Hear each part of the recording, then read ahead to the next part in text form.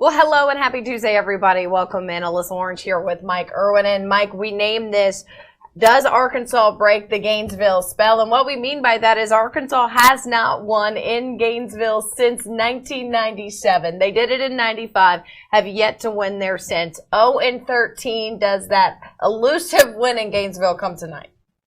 You know, I don't know. You look at these two teams, and I'm getting feedback in my ear, so we'll get rid of this.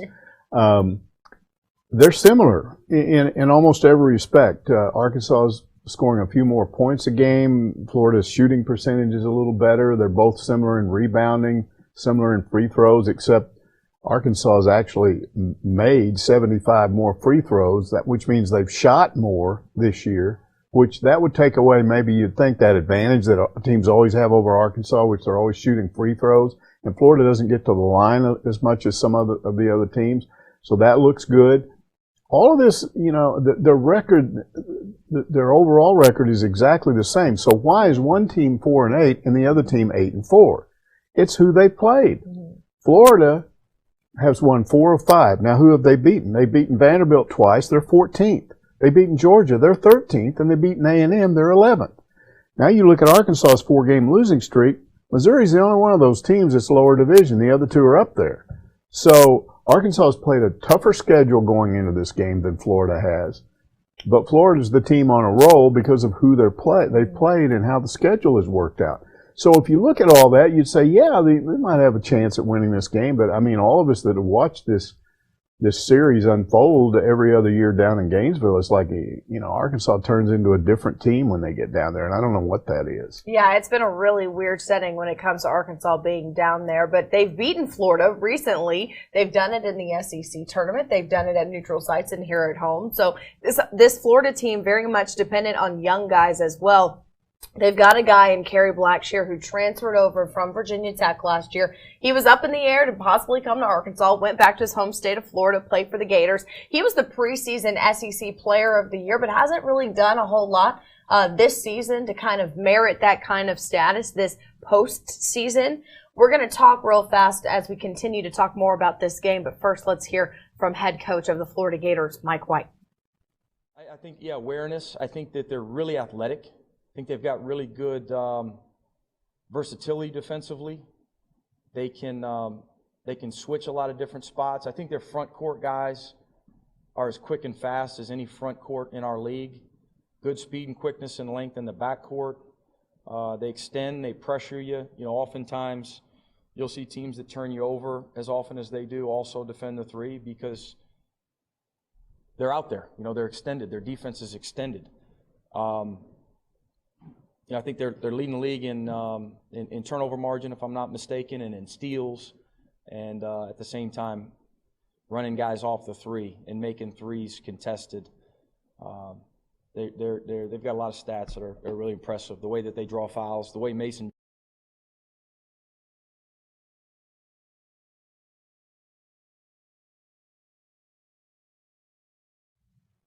Again, Mike White, one of the coaches in the SEC who is very impressed with Mason Jones, and that is where this Arkansas team starts and ends, is with Mason Jones and his performance. But before we talk some more, here's just some of that team comparison that Mike was talking about. Arkansas averaging 74.4 points per game. That's 6th in the SEC. As of Florida, they're 72.8. That's 8th in the SEC. Rebounds per game. Arkansas's never going to have the edge in this stat, Mike, because they're the last team in the league with 32.4. UF just above them at 35.6. Free throw percentage, Arkansas better than Florida with 72.7%, but barely. It's by 0.2% there at 6 and 7 in the league. But steals per game is also where Arkansas thrives, 8.6 compared to just Florida's 6 per game. And that is what Arkansas is going to have to do today if they want to be successful against Florida, is turn the ball over and turn those points turn those turnovers into points down the stretch. Yeah, a lot of those stats, when you look at turnovers and turnover to steal ratio, and Arkansas leads the league in forcing turnovers, that's based on a lot of things earlier in the season. Lately, they've been turning it over a lot. We've seen some real carelessness on the part of Arkansas's offense. And does that continue in this game? I don't have any idea, but they need to clean that up. What really jumps out at you, to me, in this game, is the fact that everybody knows they've got to stop Mason Jones. And it makes it harder for him to have a game, a good game. If you're Florida, for instance, and you know that you've got to target this guy because he's averaging over almost 21 points a game and can go 30 at any time, you're going to try to figure out a way to stop him. And if you do that, then who else is going to score points for Arkansas? Well, Jimmy Witt. If he has an off night, then you're beat. If he has a good night, then you have a shot. But I think all of us in the media were a little late in realizing just how much of an impact losing Isaiah Joe was. And I go back to when he got hurt, which was I think it was the first road game, the second game of the SEC, where they go to Ole Miss, and he gets hit on that knee, and I guess that he ended up with cartilage damage there, floating cartilage in his knee. And he just was never the same, even though he played a few games. And then when he was out, he's out. And what that does when he's not on the floor is you don't have to account for him out there, which, allows your defense to be more compact. And it makes it harder for somebody like Mason Jones to attack, draw fouls. There are fewer lanes to go through. And so, everybody keeps asking, when is Isaiah Joe going to be back? I get this question all the time on the internet. People asking me, do you know? Do you know? And all I can, pass along is what Eric Musselman said, and he said this last week, but he said it may be March, because right now he's not with us. Now, he didn't mean he's not with them at all. He's on the bench. But he's not at practice. He's doing rehab, so he's not around them. So Musselman can't really make a determination by watching a lot of things, because he's over doing rehab when they're working out. And I know a lot of people think these players just sit around over at the practice facility all day long. There's only the NCAA limits how much time coaches can have contact with players. It's almost like a job where if you have a part-time job, you're not supposed to work more than X number of hours. Well, these players can't just be over there all the time. So when Isaiah Joe goes into rehab, while the rest of the players are over there, then when rehab's over, he leaves. How's Eric Musselman going to give you an answer about what he's doing? Now, he can talk to the people that are doing the rehab, but until he gets back out there and starts walking around, and then you make a determination, when can he run a little bit. So, the worst case scenario is he doesn't come back until postseason play, maybe the SEC tournament. Maybe he could be back in a week or two. But as of last week, all Eric Musselman said was, I don't think it's not going to be back next week. So. Yeah, Mike, we've talked about this. We've always kind of pointed at a player we think needs to step up. Drew and I talked about who we thought would need to step up in their last game against Mississippi State. But I think at the end of the day, with Reggie Chaney, Gene Tall-Silla, Ethan Henderson's gotten some playing time. They threw out Jamario Bell in there the other day. What exactly is the fix, though, for this Arkansas team? Because I feel like we continue to grasp at straws and hope it's this guy, hope it's that guy. But as we look at a bigger picture, is there a solution to help Arkansas get winning again? Short of Isaiah Joe coming back, you have to hope for continued success by Mason Jones. You have to hope Jimmy Witt has a good night. That means somewhere around 15 to 18 to 20 points in a game. You have to hope that Desi Sills steps up. Instead of 7 or 8 points a game, maybe he gets 13 or 14. And then I think another big key is Reggie Chaney, because we've seen him get into double figures.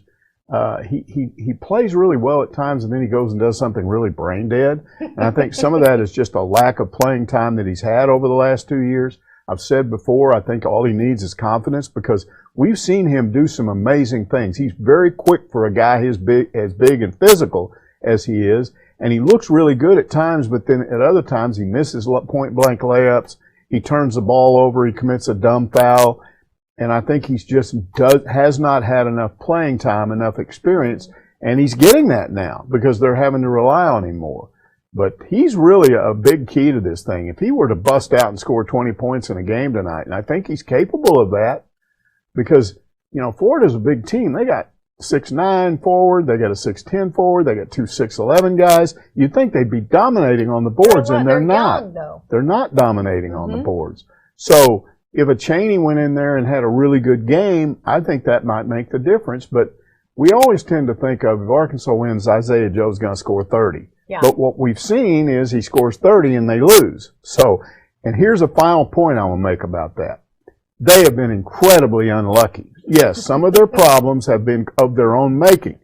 But let's go back to so many fans were complaining about this at the end of the game. How could you play that terrible defense that you played at the end of the Mississippi State game?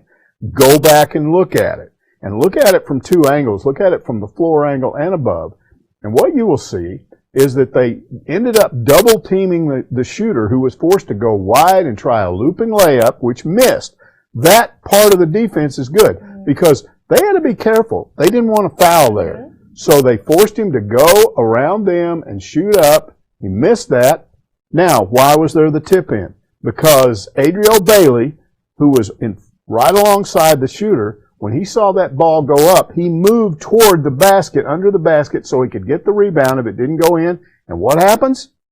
He just trips. We can't tell from looking what he tripped over, whether it's somebody's feet or his own feet or whatever, but he just went forward and went out of bounds, and that left, a guard sitting there, a 6'3" guard, and this 6'11" guy. Now, it's a foul. They're not going to call it, but he just got moved out of the way. It's like, get out of the way. I'm going to tip this ball in, and they don't call the foul. And I'll tell you, it's not like when you're defending inside that. If you're inside that circle, you have a right to your space.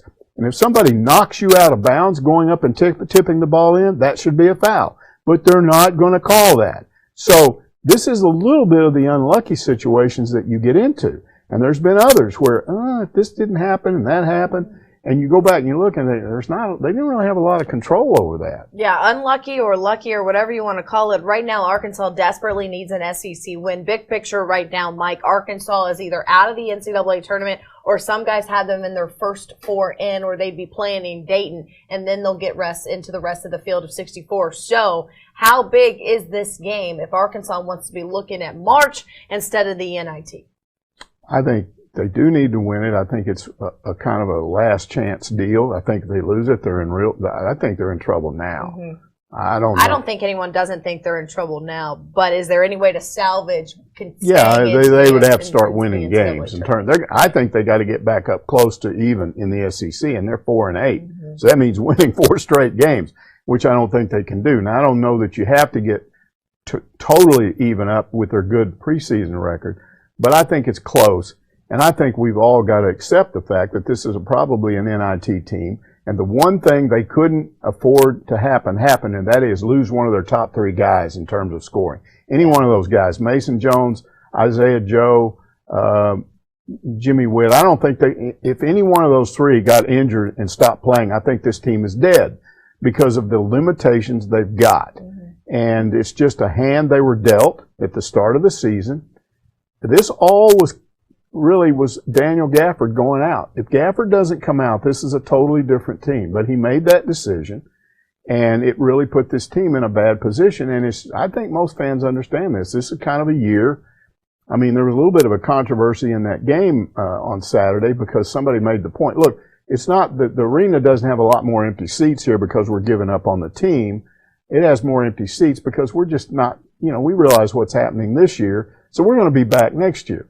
And I made the point, well, yeah, but you still ought to try to support them this year, too. And I mean, people just went bonkers. I wasn't criticizing people for not showing up for the game, but I was pointing out that if you take that attitude that, hey, this season's over, to heck with it. I mean, there was nothing we could do about this. The guy gets hurt.